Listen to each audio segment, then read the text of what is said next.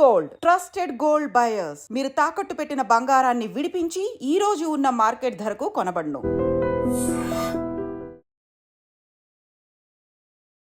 Hi hello నమస్తే, welcome back to iDream media. ఈరోజు మనతో ఉన్నారు సర్టిఫైడ్ ఫైనాన్షియల్ ప్లానర్ అయిన అనిల్ కుమార్ బచ్చు గారు. సార్తో మాట్లాడతాం ముఖ్యంగా మార్కెట్లో ట్రెండింగ్గా వినిపిస్తున్న పై కాయిన్ గురించి. Hi sir. నమస్తే అండి. సార్, ఈ పై కాయిన్ అనేది ఇన్ ఫ్యూచర్, వెరీ నియర్ ఫ్యూచర్లోనే యాక్సెప్టెన్స్కి రాబోతుంది. ఒక్కొక్క కాయిన్ చాలా మంచి వాల్యూ పలికే ఛాన్సెస్ ఉన్నాయి. ప్రతి ఒక్కరు కూడా దీన్ని మైండ్ చేయడం స్టార్ట్ చేయండి అని చెప్పేసి డిఫరెంట్ ప్రమోషన్స్ అయితే నేను చూస్తూ ఉన్నాను, యాడ్స్ చూస్తున్నాను. కొంతమంది సెలబ్రిటీస్ ప్రమోట్ చేస్తూ ఉన్నారు. ఏంటి సార్ ఈ పై కాయిన్ పరిస్థితి ఏంటి? Is it going to rule the bitcoin industry అని చెప్పవచ్చా, అంటే ఈ డిజిటల్ కాయిన్ కానీ? అంటే good question. Actually Pi coin ఇప్పుడు ట్రెండ్ అవుతుంది, అందరూ మాట్లాడుతూ ఉన్నారు. కానీ ఒకటి ఫస్ట్ థింగ్ తెలియాల్సింది ఏంటంటే పై కాయిన్ ఇంకా ట్రేడబిలిటీ అనేది పెద్ద ఎక్స్చేంజ్లో ఇంకా అవ్వలేదు. సో ఆ పెద్ద ఎక్స్చేంజ్లో అయ్యేంత వరకు మాత్రం కొంచెం అంటే వొలటిలిటీ అనేది చాలా ఎక్కువగా ఉంటుంది ప్రైజింగ్లో కూడా. అండ్ ఇదంతా స్పెక్యులేషన్. ఎందుకంటే పై కాయిన్కి వేరే మేజర్ కాయిన్స్కి తేడా ఏంటంటే ఇక్కడ మైనింగ్కి వెరీ సింపుల్గా మొబైల్ ద్వారా మైనింగ్ చేసుకోవచ్చు అనమాట. అండ్ వేరాజ్ మన బిట్ కాయినే కానీ వేరే ఇథీరియం కానీ వేరే ఏవైతే ఉన్నాయో కాయిన్స్, క్రిప్టో కాయిన్స్కి ఎనర్జీ అవసరము, ఇంటెన్సిటీ అవసరము, మంచి హార్డ్వేర్ అవసరము. సో కొత్తగా మింట్ చేయాలంటే టైం పడుతుంది, అంత ఈజీ కాదు. సో ఇది ఈజీగా అవైలబుల్ ఉండే కాయిన్. అండ్ ఆల్రెడీ 10 కోట్ల మంది దగ్గర మోర్ దాన్ 10 కోట్ల మంది యూజర్స్ ఆల్రెడీ మింట్ చేసి ఉన్నారు. అర్లీ అడాప్టర్స్ ఎక్కువ చేశారు. అండ్ ఇప్పుడు క్లోజ్ టు ఏంటంటే దీనికి కూడా లిమిట్ ఉంటుంది. మ్యాక్సిమం లిమిట్ 100 బిలియన్ పై కాయిన్స్ అనమాట. వీఆర్ అరౌండ్ నౌ ఇప్పుడు 20 to 23 బిలియన్, అంటే 1/4 ఆఫ్ దాని కెపాసిటీ ఆల్రెడీ మైన్ అయిపోయింది.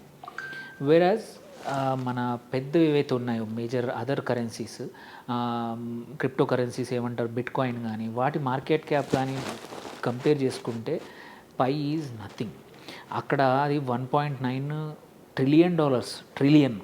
ఇది ఇంకా పై కాయిన్ ఓన్లీ 4.5 బిలియన్ కూడా లేదు.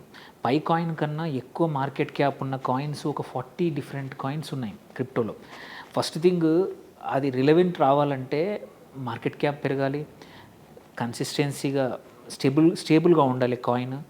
అండ్ వన్ మేజర్ ఇష్యూ ఎక్కడ వచ్చిందంటే మన ఇదంతా స్పెక్యులేషన్ ఎందుకు వచ్చిందంటే బైనాన్స్ ఏదైతే ఉందో one of the major crypto exchange వరల్డ్లో, అది పైని లిస్ట్ చెయ్యాలా వద్దా అనే సర్వేలో ఒక 89% ఆఫ్ బైనాన్స్ యూజర్స్ చెయ్యాలి అని చెప్పాగా.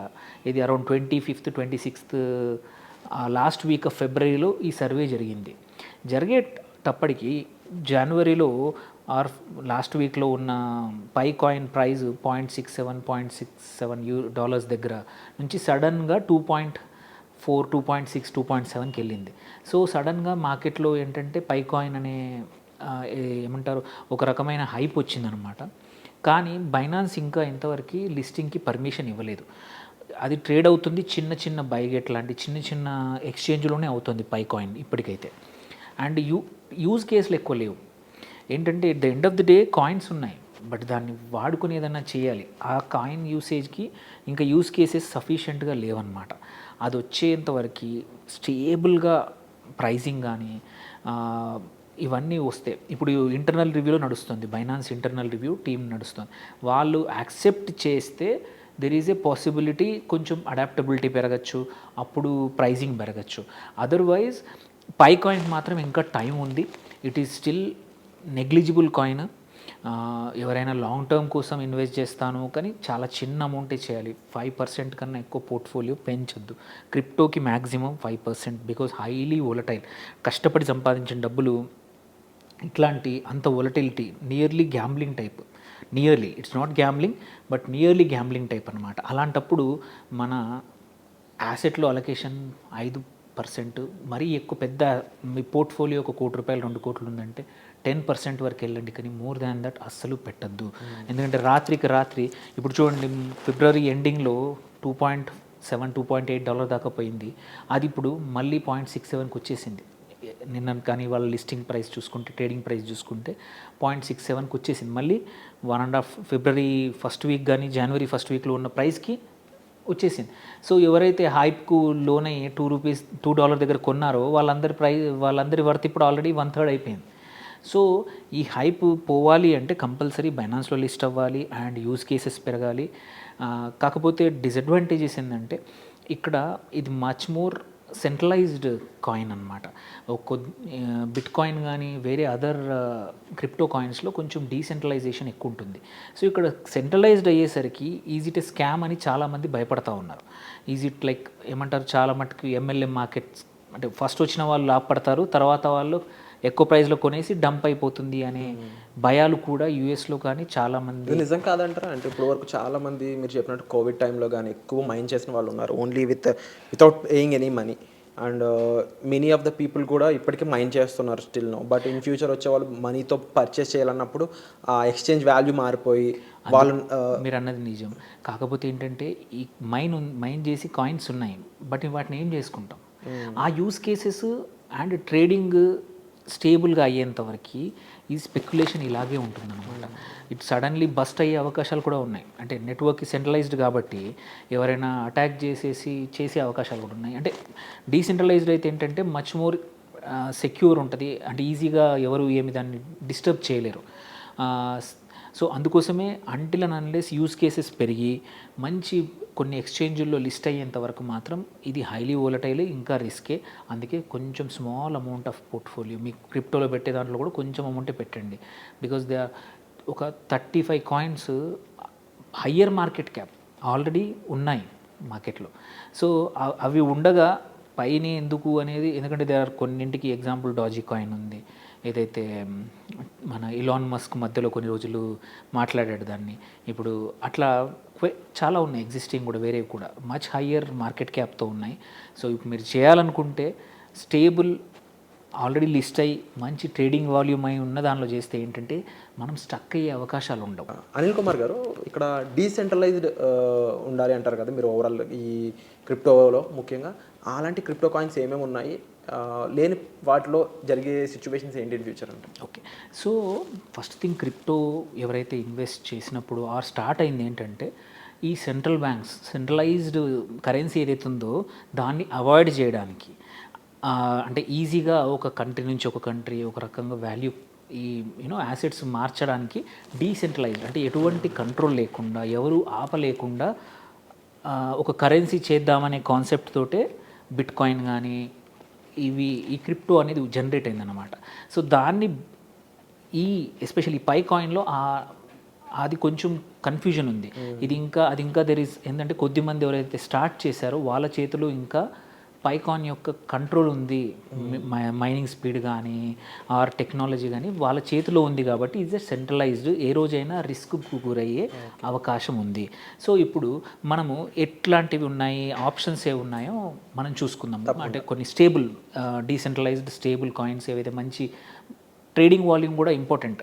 స్టాక్స్లో ఈక్విటీలో ఒక స్టాక్ పెరిగిందని సడన్గా మనము ఎంటర్ అయిపోతే ఆ తర్వాత అది ఎందుకు అసలు ట్రేడింగ్ కొనేవాడు లేడనుకో, నీకు ఎన్ని లక్షల స్టాక్స్ ఉన్నా నువ్వు ₹10 పెట్టుకొని మనీ అనేది రొటేట్ అవ్వదు, వాల్యూమ్ ఉండదు. సంబడి మిమ్మల్ని ఇరికిచ్చేసి మీకు స్టాక్స్ అంటగట్టేశారు అంతే తప్ప వాల్యూమ్ ఉండదు అనమాట. అందుకే మనం ఎప్పుడైనా సరే ఎట్లా ఈక్విటీలో మంచి వాల్యూమ్ ఉన్న వాటిలోనే మనం కొనమని ఎలా సజెస్ట్ చేస్తాము, ఇక్కడ కూడా అంతే. సో ఆబ్వియస్లీ అందరికీ తెలిసిన బిట్ కాయిన్ అందరికీ తెలుసు, అది ఎట్లా స్టేబులే. Ethereum second biggest coin. మళ్ళీ టెదర్ అంటారు, టెదర్ క్వైట్ కామన్, అంటే అన్ని బిట్ కాయిన్ ఎక్స్చేంజ్ కూడా యాక్సెప్ట్ చేస్తాయి. USDT అంటారనమాట టెదర్, అది చేసుకోవచ్చు. అలాగే XRP one of the popular, అది రిపుల్ అంటాము, XRP కానీ. సొలానా ఉంది, అది కూడా స్టేబుల్ కరెన్సీ, స్టేబుల్ క్రిప్టో. మళ్ళీ డాజీ కాయిన్ నేను అన్నట్టు అది కూడా స్పెక్యులేటివే, but much higher market cap, close to ఏమంటారు ఒక 10 times than the Pi coin already. And backed by ఎవరు, మన ఇలాన్ మస్క్ లాంటి వాళ్ళు కూడా దాన్ని ప్రమోట్ చేశారు మధ్యలో. కాబట్టి దెర్ ఈజ్ అంటే యాక్సెప్టెన్స్, రేపు ఏమైనా యూస్ కేసెస్ ఉంటే వాటికి ఎక్కువ ఉండే అవకాశాలు ఉన్నాయి. సో ఏంటంటే జనరల్గా ఏం చూస్తామంటే ఎవరైతే మార్కెట్లో ఇన్ఫ్లుయెన్సర్స్ ఉంటారో పెద్దవాళ్ళు, వాళ్ళు ఏది వాడుతున్నారో మోస్ట్ ప్రాబ్లీ అదే యాక్సెప్ట్ అయ్యే అవకాశాలు ఉన్నాయన్నమాట. ఇక్కడ పైలో ఒక డిసడ్వాంటేజ్ ఏంటంటే 10 కోట్ల మంది యూజర్స్ ఉన్నారు. అది అడ్వాంటేజ్ అవి ఉండొచ్చు, డిసడ్వాంటేజ్ కూడా అంతే. ఎందుకంటే ఇంతమంది ఉన్న దానికి ప్రమోషన్ యూజ్ కేసెస్ ఎంత వస్తాయనేది ఇంకా తెలీదు. సో అందుకోసమే పైకన్నా స్టేబుల్ కాయిన్స్ ఇట్లాంటి కార్డానో ఉంది, డాజీ ఉంది. సో ఇట్లాంటి స్టేబుల్ వాటిలో మనం డబ్బులు పెడితే అవి పెరిగే అవకాశాలు ఉన్నాయి. అట్ ద సేమ్ టైం మన లాస్ అనేది ఉండకపోవచ్చు, స్టక్ అవ్వము, మనం ఎప్పుడైనా ఎగ్జిట్ అవ్వచ్చు. అండ్ కన్సిడరింగ్ ఏంటంటే ఎస్పెషల్లీ యూఎస్ గవర్నమెంట్ ట్రంప్ ఏమన్నాడు, లైక్ గోల్డ్కి ఎట్లా మనము ఫెడ్ ఒక ఏమంటారు దాచిపెడతారు, గోల్డ్ ఎట్లా ప్రతి రిజర్వ్ బ్యాంకులు కూడా వాళ్ళు వాల్ట్ అని ఉంటుంది, సేమ్ అట్లాగే క్రిప్టోకి కూడా ఒక వాల్ట్ క్రియేట్ చేసి కొంచెం గవర్నమెంట్ దగ్గర సొంతంగా అంటే ఫెడరల్ బ్యాంక్ దగ్గర, ఫెడరల్ రిజర్వ్ బ్యాంక్ దగ్గర ఓన్ వాల్ట్ ఉండాలి, ఓన్ క్రిప్టో ఉండాలి అని ఈ ప్రపోజల్ ఉందన్నమాట. అది అయితే మాత్రం క్రిప్టోకి మచ్ మోర్ లెజిటిమసీ వస్తుంది. అప్పుడు కూడా ఇట్లాంటి చిన్న కాయిన్స్ కన్నా స్టేబుల్ కాయిన్స్ లాంటి మన ఇథీరియం కానీ బిట్ కాయిన్ కానీ వీటికే డిమాండ్ ఉండే అవకాశాలని అవే పరిగెత్తే అవకాశాలు ఉన్నాయి తప్ప చిన్న కాయిన్స్తో ఎప్పుడు రిస్కే, కొంచెం మాత్రమే పోర్ట్ఫోలియో పెట్టుకోవాలి. కానీ వాటిలో మొత్తం సంపాదించింది కొద్దిమంది కాల్స్ చేస్తూ ఉన్నారు, కొద్దిమంది క్లయింట్స్ అడుగుతూ ఉన్నారు పై కాయిన్ ఇలా న్యూస్ వస్తుందంటే నేను అబ్సల్యూట్గా కొంచెమే పెట్టుకోండి, it's a risk, it's like a gambling. Suppose అది లిస్ట్ అవ్వలేదు, దెర్ ఈజ్ ఒక స్కామ్ బయటపడింది అనుకోండి, ఇన్ని రోజులు చేసిన మైనింగ్ కొత్తగా కొన్నారు మీరు డబ్బులు పెట్టి అన్నీ జీరో అవుతాయి. సో కొంచెం మాత్రమే పెట్టుకోవడమే తప్ప దానికి హైప్కి మాత్రం గురవ్వద్దు అనేది నా suggestion. Wonderful suggestion sir and wonderful information. ప్రతి ఒక్కరికి కూడా ఈ ఇన్ఫర్మేషన్ రీచ్ అవ్వాలి. ముఖ్యంగా 10,000 మెంబర్స్ ఇంకా ఎక్కువ మంది ఇంపాక్ట్ చేస్తూ వెళ్తూనే ఉన్నారు. But somehow in any case అది ఇష్యూ అవ్వకూడదు, ఇబ్బంది అవ్వకూడదు అనే ఒక ముఖ్యమైన ఉద్దేశంతోనే అనిల్ కుమార్ గారు ఈ వీడియో చేద్దామని మమ్మల్ని పుష్ చేయడం జరిగిందండి. అయితే మెయిన్గా మీకు ఈ క్రిప్టో కరెన్సీలో ఇన్వెస్ట్ చేయాలన్నా, లేదంటే వేరే చోట ఇన్వెస్ట్ చేద్దాం అనుకున్నా, లేకపోతే ఫైనాన్షియల్గా ఎటువంటి గైడెన్స్ కావాల్సి వచ్చినా, లేకపోతే మీరు ఆల్రెడీ చేసిన ఇన్వెస్ట్మెంట్స్ మీద మీకు క్లారిటీ కావాలి, క్లారిటీ మిస్ అవుతున్నారు అనుకున్నా, మీరు డిస్ప్లే అవుతున్న నెంబర్స్ కాల్ చేసి అనిల్ గారిని సంప్రదించినట్లయితే ఆయన మీకు సరైన గైడెన్స్ ఇచ్చే అవకాశం అనేది ఉంటుంది. అండ్ వచ్చే ఎపిసోడ్లో మళ్ళీ కలుద్దాం. Thank you so much for the important information sir. Thank you.